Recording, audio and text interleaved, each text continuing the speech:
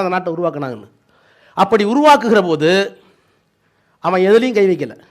அவன் தான் படின்னு சொன்னான்.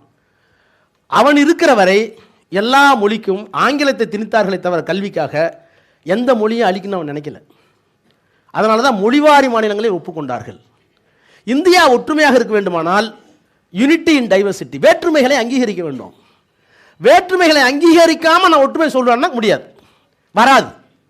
அதனால தான் வேற்றுமையை அங்கீகரிக்க வேண்டும் என்பதற்காகத்தான் மொழிவாரி மாநிலங்களை பிரித்து அந்தந்த மொழிக்குள்ள அந்தஸ்து கொடுத்து அவருடைய பண்பாட்டை காப்பாற்றிக் கொள்வதற்கு ஏதுவாக அரசியல் சட்டம் உருவாக்கப்பட்டது.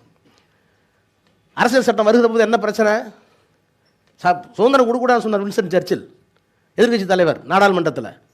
ராஸ்கல்ஸ் அண்ட் ஃப்ரீ பூட்டர்ஸ்னார். இவன் படிக்கையாக ஒரு அளவும் தெரியாது, மிருகம் அவனுக்குலாம் சுதந்திரம் கொடுக்குறீங்களேன்னார். ஏன் நேரு இல்லையா, காந்தி இல்லையான்னார். அவெல்லாம் பாரிசர் இங்கே படித்தான், ஏன் அங்கே எவன் படித்தான்னு கேட்டார்.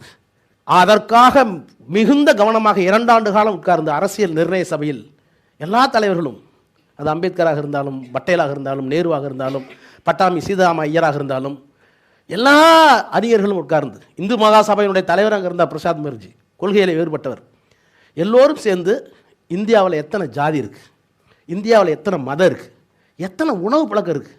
இங்கே இருக்க இட்லி காஷ்மீரில் இல்லை, காஷ்மீரில் இருக்கிற ரசகுல்லா இப்போ தான் வருது, பீகாரில் ஒரு சாப்பாடு, இங்கே ஒரு சாப்பாடு, உணவு இங்கே இருக்க வேஸ்ட் இல்லை, அவங்ககிட்ட இருக்க டர்பன் ராஜஸ்தான் நமக்கு இல்லை, போட்டிருக்க குருதாங்க இல்லை, இப்போவாது கொஞ்சம் கொஞ்சம் மாறி வர்றோம்.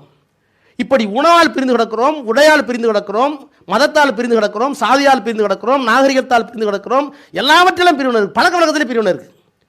நம்ம காலையில் ஏறும்பொழுது தான் கல்யாணம் பண்ணால் நல்லா இருக்குமா, போய் டெல்லியிலலாம் பாருங்கள் 6 மணிக்கு மேலே தான் கல்யாணம் இருட்டில். அப்போ இத்தனை பழக்க வழக்கங்கள் மாறுபாடு, நாகரிகம், இவ்வளோ டிஃப்ரென்சஸ்.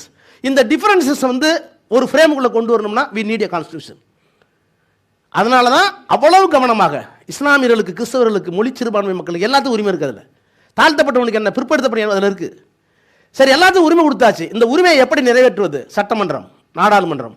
அந்த நாடாளுமன்றமும் சட்டமன்றமும் சட்டம் ஏற்றுகிற போது அந்த சட்டம் தப்புன்னு வச்சுங்க, அதை தப்புன்னு சொல்றதுக்கு சுப்ரீம் கோர்ட், ஹைகோர்ட். தேர்தலை ஒழுங்கானதுக்கு தேர்தல் ஆணையம். இத்தனை அமைப்புகளை வைத்து இத்தனை பேருக்கு உரிமை கொடுத்து எழுதப்பட்ட அரசியல் சட்டத்தில் குறை இல்லைன்னு சொல்ல மாட்டேன், இருக்கு. ஆனால் இன்றைக்கு இந்த அறையில் சாதி பார்க்காமல், மதம் பார்க்காமல், மொழி பார்க்காமல் இத்தனை பேர் இயேசு ரூமில் இவ்வளவு அமைதியாக என் பேச்சை கேட்குறீங்கன்னா அது காரணம் அரசியல் சட்டம், அரசியல் சட்டம், அரசியல் சட்டம்.